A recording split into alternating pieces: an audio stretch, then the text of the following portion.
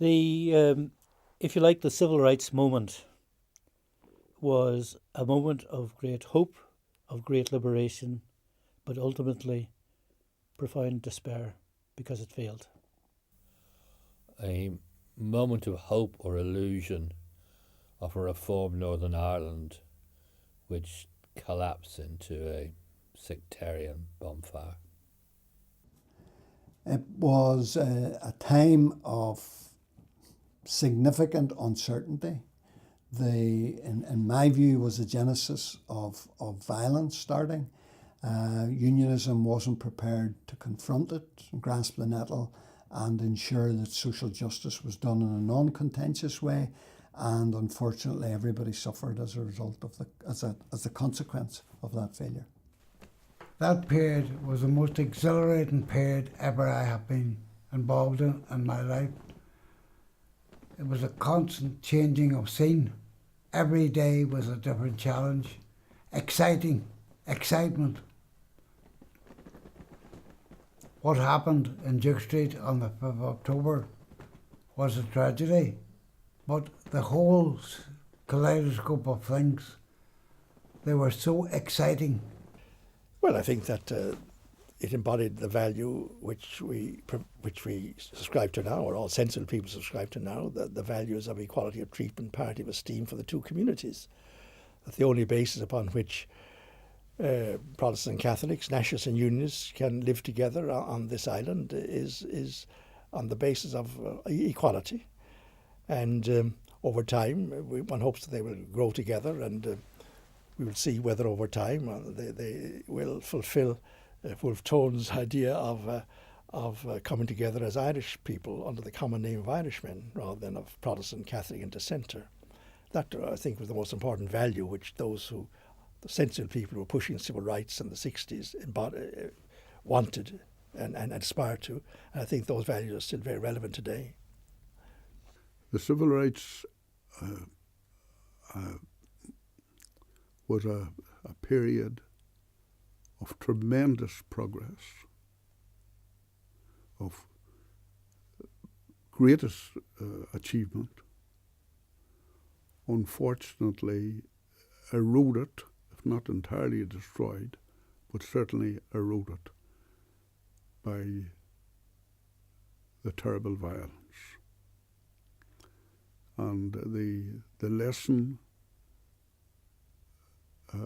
has to be centrally all the time that anything we do should be to bring about reconciliation. Because any future in relation to Northern Ireland, if Northern Ireland has devolved, or Northern Ireland related to the Republic, it all depends on reconciliation. It's core. I wouldn't be where I am today if every so often I thought if I hadn't gone involved in any of it, then I might have, but no, it's been core, it's formed me. So everything is seen in relation to it. I would summarise it as the opportunity that was there to actually change things in Northern Ireland peacefully and in a way that would have actually done what's been done now, would have done it 50 years ago. I think 1968 was a year of change for Northern Ireland. I think it was a year when there were street protests and people seen injustice. I think others seen it as a threat to the state. And I think it was the year that was to herald which route people took. And sadly, too many people, ultimately on both sides, took the route of violence. Well, I've stated at the outset that we owe it to the dead and the living to remember the dead, because I do believe that by taking to the streets and not going down the safer route of building democratic opposition to the government, no one intended that we would end up in a civil war with brutality and bestiality of the worst sort, But that was the eventual outcome, and I think we don't blame it on any one movement or any one part of a movement. We all bear responsibility for the events that took place. Exhilarating, frustrating, sometimes wondering, was it worth what happened afterwards? But coming to the conclusion that we had to do it. Well, it was revolutionary to me, and I'm very glad I was part of it, and I'm proud I was part of it. I mean, I'm proud I stood up and marched and not achieving much except a permanent gash there where no hair grows. But you did feel things were changing. Now it's very depressing, I suppose. But then it wasn't. Then you were young as well and hopeful and optimistic. I astound myself at the number of crises and holes I have dug and have been dug for me, and my capacity to survive and learn and remain optimistic that the world is changeable and that we will change it. It was the time when the Ulster that we grew up in fell apart, when the certainties that seemed so secure were collapsing around us. And it was a time when divisions entered into our society that are probably deeper today than they were 50 years ago. And that for me is the tragedy of it, that it ended up with a more divided and damaged society than there was at the start. When I was young and foolish, I was young and foolish. Well, as they said that we had, we tried to break free. It was a period sort of in which a lot of people, the younger people, tried to break free from the constraints sort of Irish history. Tried to devise a way not of just continuing sort of this depressing history sort of that we had in Ireland, but by getting over it, by conquering history and moving on to a different phase. I think it was a period in which it was not unreasonable and certainly not irrational to think and to believe that we were on the brink of something huge, sort of, and part of something huge that was happening around the world. And I think sort of that was a wonderful feeling to get, sort of a very heady feeling. And but it was the time sort of when the old ideas came back. The weight of history proved too much for us. That's really what happened. It was a period when we, based on our history and our traditions, set and train events, people from both sections of the community. Well, the events then grew a life of their own and took over our lives, and we were then talked about this macabre dance. And once it had started, we couldn't stop until the music stopped, and it took all sorts of people from all over the world to help us get to stop. But I think that it was indicative of just how close we were to peace on the one hand, because things were good in the mid to late 60s, and yet how close we always are to violence and conflict in Northern Ireland. It's so slender, and what we need is what we'll need now is 20 or 30 or 40 years of peace, and it'll be gone forever. But it is potential could blow up again. I think that's the message of that period from 68 onwards. That the events can take absolute control. They're in the past, but can take absolute control and direct our future. I would say it's Peace Interrupted. It was bringing together like-minded people. As they said, it was those interested in social justice, and the people who needed to be involved most was the British government, who weren't involved, and they interrupted the peace. A period of great fear, very low expectation, which grew into a period of great hope. And the great hope came to me at that time from seeing other people around me, particularly when I realised my mother and father, who were of a generation who could never have had that hope, were also involved with me on that road, and seeing so many people of that now seen an avenue forward that they didn't see before and they couldn't use, because up to that point they were always isolated, and we give a channel for people to show their frustration and feel that they could be positive in getting something done. Well, since the inception of this state, Northern Ireland has been under virtually constant attack from those who want to undermine our constitutional position.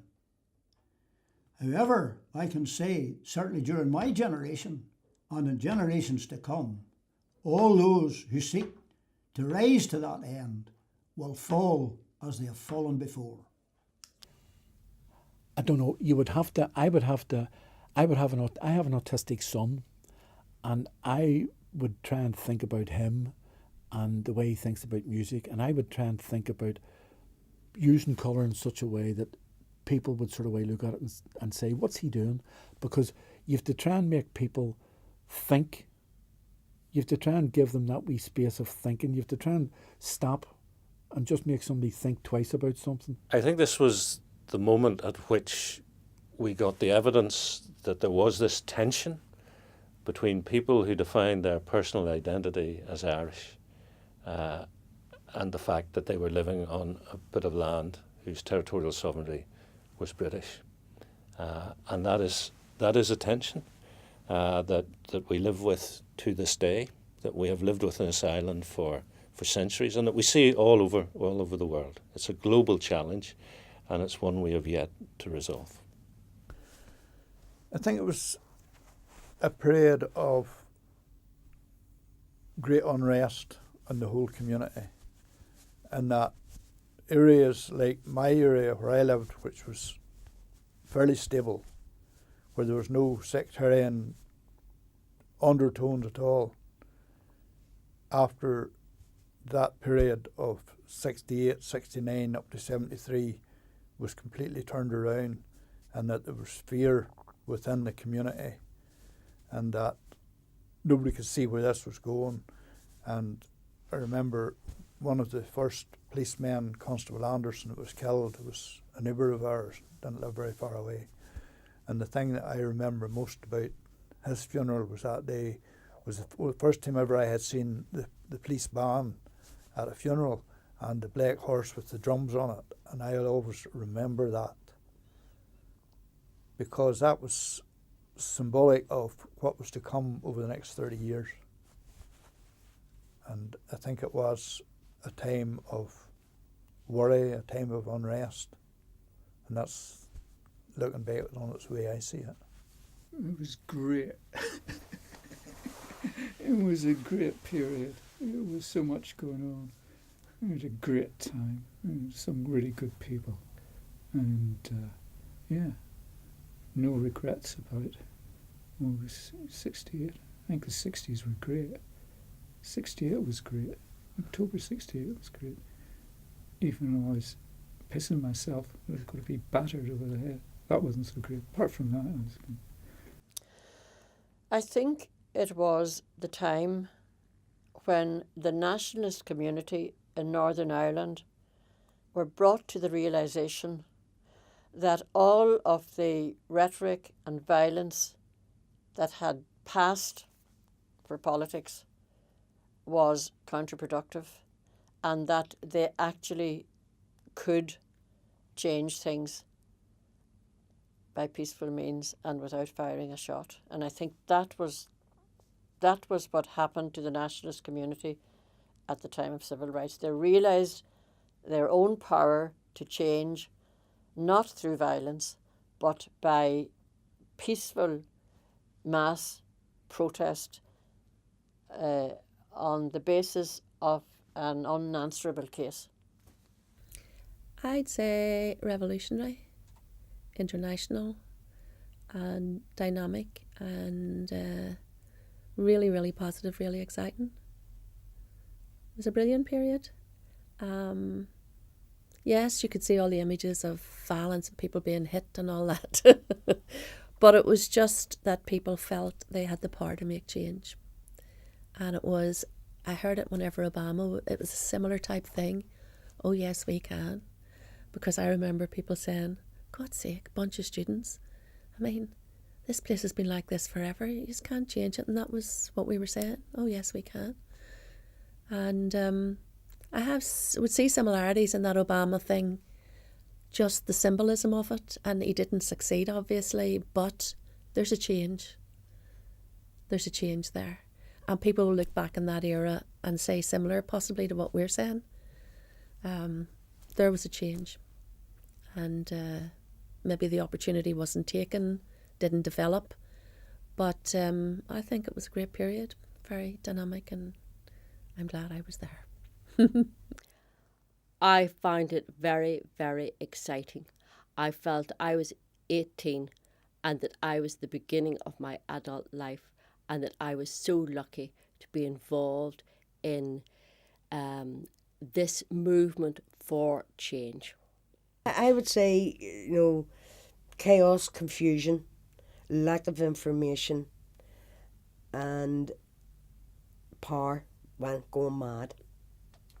Well, a time for me personally, a time of great excitement, a time of great comradeship, a time of believing that we were doing something which would bring equality, justice to people, which wouldn't threaten anybody in any respect, and a time when great friendships were made, great bonding, and hopefully a time that we don't look back on and regret it or say that, oh, that was all a big mistake, or how did I get myself into that?